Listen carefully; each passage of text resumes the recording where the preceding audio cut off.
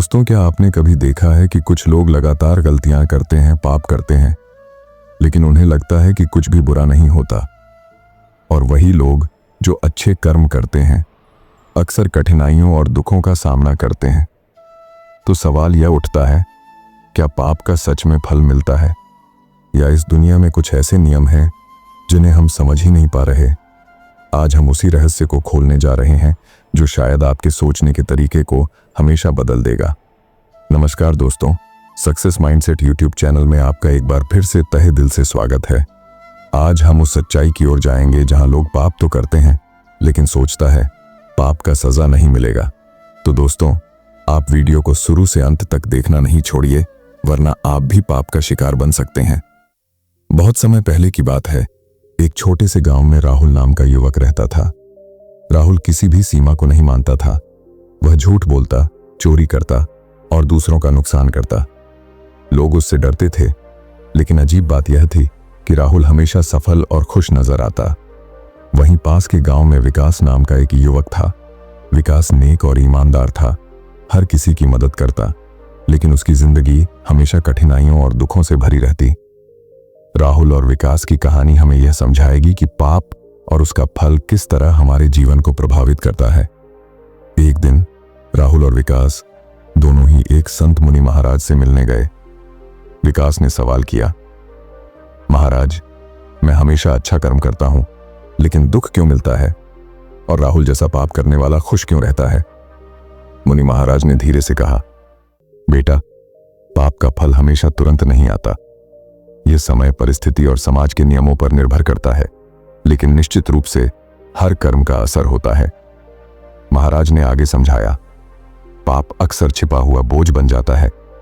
कभी कभी यह तुरंत दिखाई नहीं देता, लेकिन भविष्य में उसका परिणाम अवश्य दिखता है। अच्छे कर्म भी तुरंत पुरस्कार नहीं देते, क्योंकि उनका असली उद्देश्य आपके आत्मिक विकास के लिए होता है। राहुल की जिंदगी शुरू में बहुत आसान लगती थी। वह पैसे कमाता, आराम करता और हर चीज में फ्री महसूस करता, लेकिन धीरे धीरे उसके जीवन में अविश्वास, अकेलापन और भय घर करने लगे। उसने देखा कि उसके दोस्त और परिवार धीरे धीरे उससे दूर हो गए। विकास हालांकि दुख में था, उसने अनुभव किया कि उसके कठिन समय ने उसे मजबूत, समझदार और सहनशील बना दिया। इससे उसे असली खुशी और संतोष की अनुभूति हुई। मुनि महाराज ने राहुल को एक दिन समझाया, देखो, पाप की चमक केवल अस्थायी होती है। यह तुम्हें क्षणिक सुख देता है, लेकिन अंततः यह तुम्हारे जीवन को नष्ट और खाली कर देता है।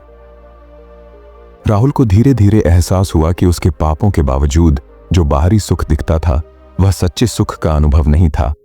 विकास के दुख और संघर्ष ने उसे वही असली आनंद और आध्यात्मिक शक्ति दी।